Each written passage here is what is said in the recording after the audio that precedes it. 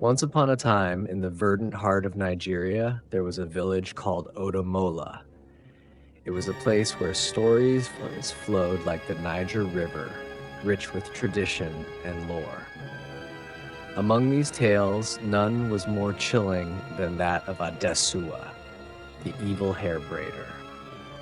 Adesuwa was a woman of remarkable beauty and talent. Her braiding skills were unmatched. She could weave intricate patterns and styles that left her clients in awe. People came from far and wide to have their hair braided by Adesuwa.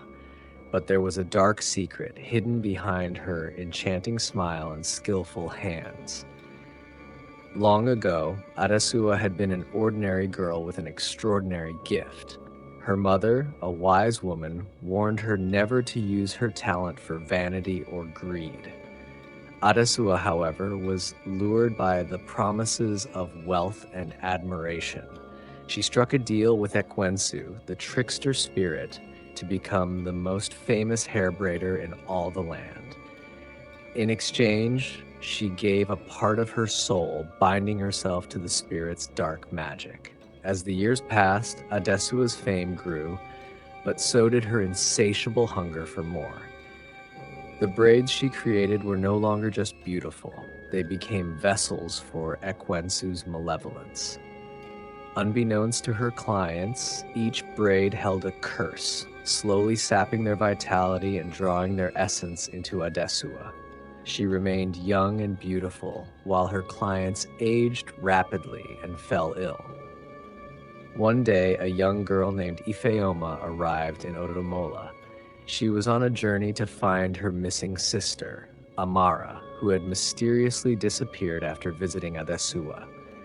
Ifeoma was determined and fearless, with a heart as pure as a mountain spring.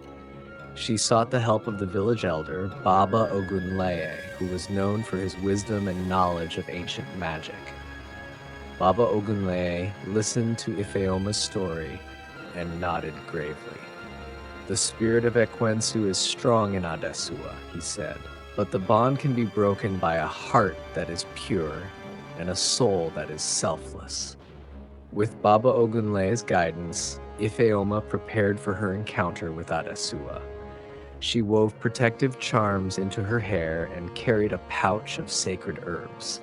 When she entered Adesuwa's parlor, she was met with the braider's enchanting smile, but Ifeoma could see the shadows lurking in her eyes.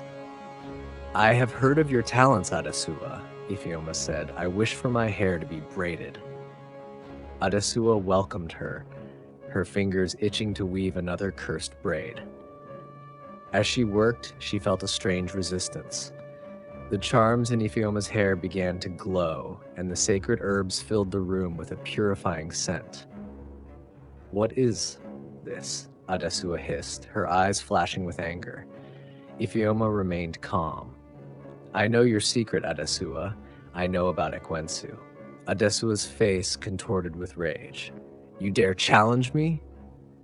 Ifeoma stood up, her hair half braided. "I do not fear you. I am here to save my sister and the others you have harmed." As she spoke, the charms and herbs created a barrier, repelling Adesuwa's dark magic. The spirit of Ekwensu screamed in fury, trying to break free. But Ifeoma's courage and purity were stronger.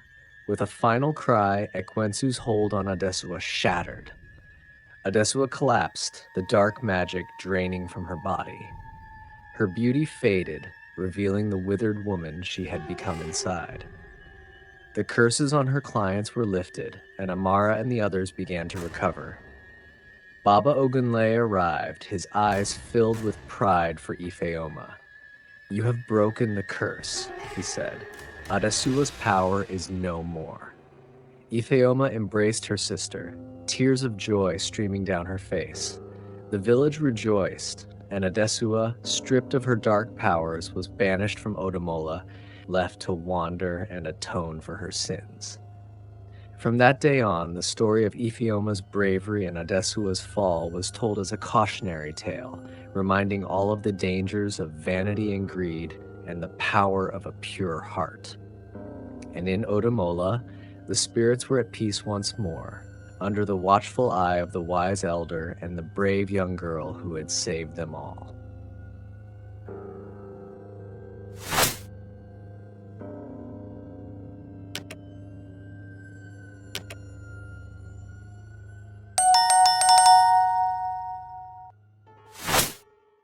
The Serengeti sun dipped below the horizon, casting long shadows across the golden savanna.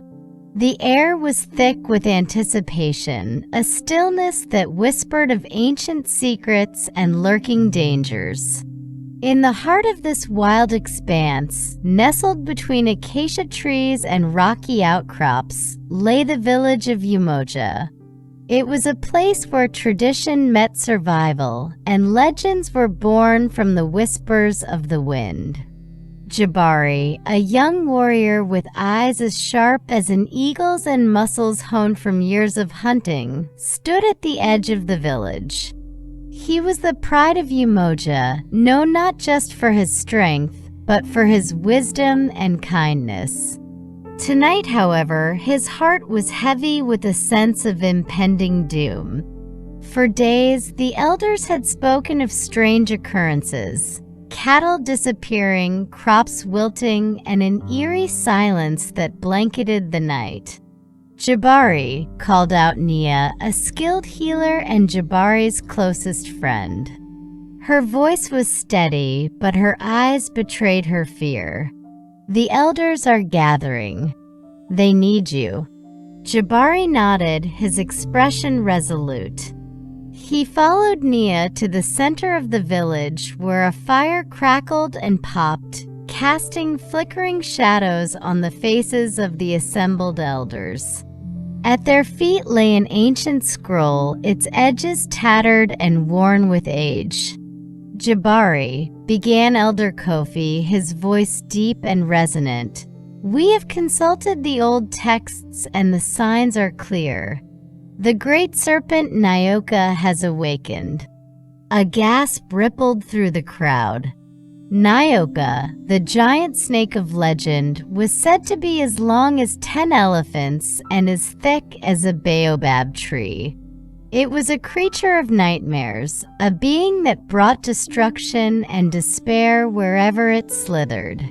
"Our ancestors fought Nyoka and sealed it in the depths of the earth," continued Elder Kofi.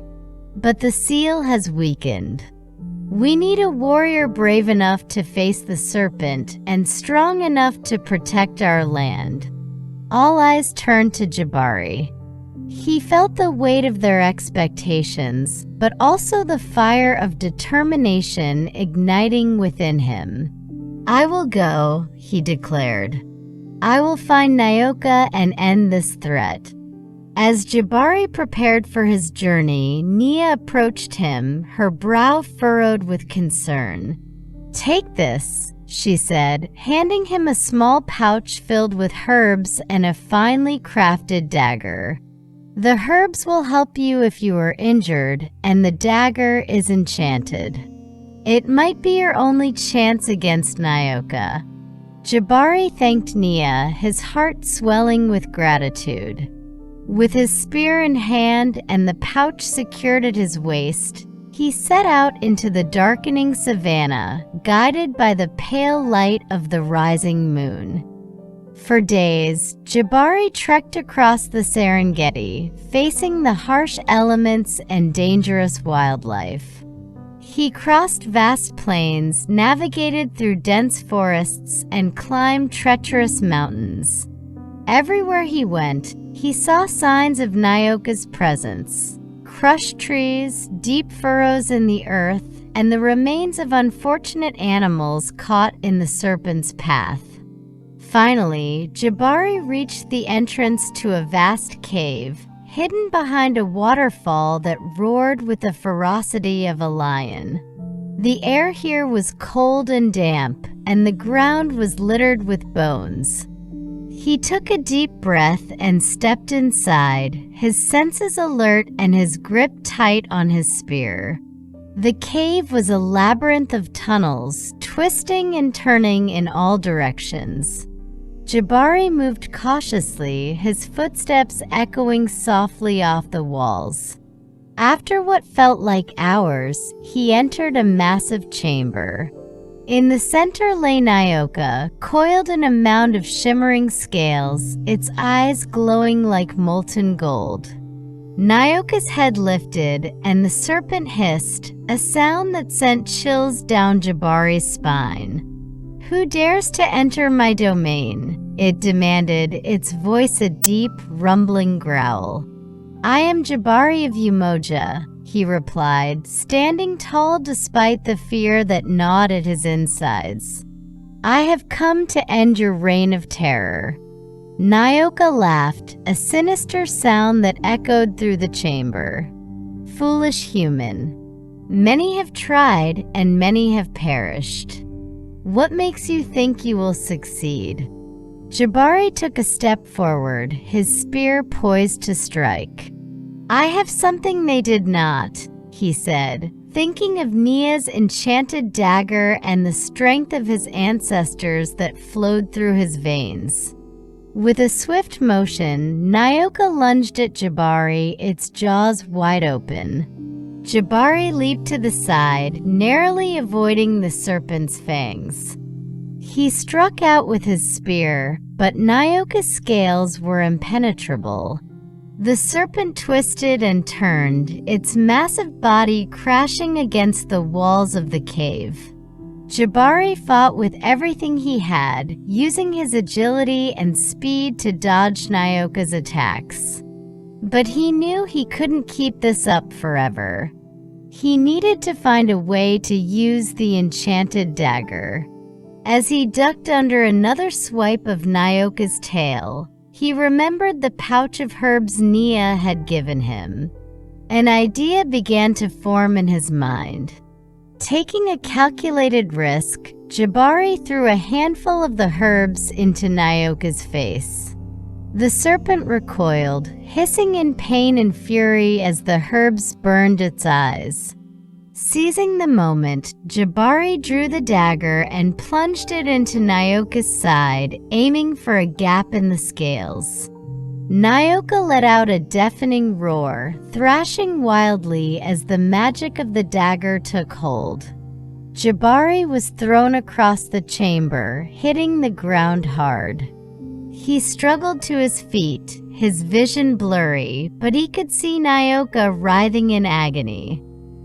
"Your time is over," Jabari shouted, his voice echoing through the cave. With a final desperate effort, he drove the dagger deeper into Nyoka's flesh. The serpent's movements slowed, and with one last shudder, it collapsed to the ground. Jabari stood over the fallen beast, his chest heaving with exhaustion. He had done it. Nyoka was defeated. The journey back to Umoja was long and grueling, but Jabari's heart was light. He had faced the serpent and emerged victorious. When he finally reached the village, the people greeted him with cheers and tears of joy. Nia ran to him, embracing him tightly. "You did it," she whispered, her voice choked with emotion. "You saved us." Jabari smiled, looking around at the faces of his friends and family. "We saved each other," he said. "Together, we are stronger than any serpent." From that day on, Jabari was celebrated as a hero, but he remained humble, always remembering the strength and support of his community. The legend of Jabari and Nyoka was told and retold, a tale of courage, friendship, and the power of unity that would inspire generations to come. And as the sun set over the Serengeti, painting the sky with hues of orange and gold, the people of Umoja knew that they could face any challenge, no matter how great, as long as they stood together.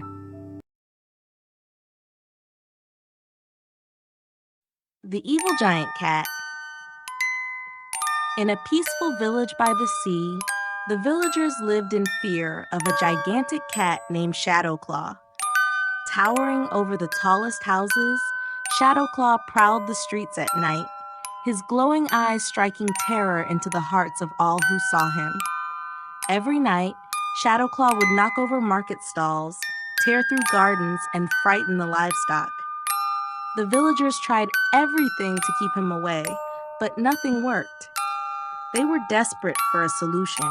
One day, a clever young boy named Leo decided to confront the giant cat. Armed with only his curiosity and a shiny fish he had caught that morning, Leo ventured to the hill where Shadowclaw lived. As he approached, he saw the giant cat lying down, looking sad and lonely.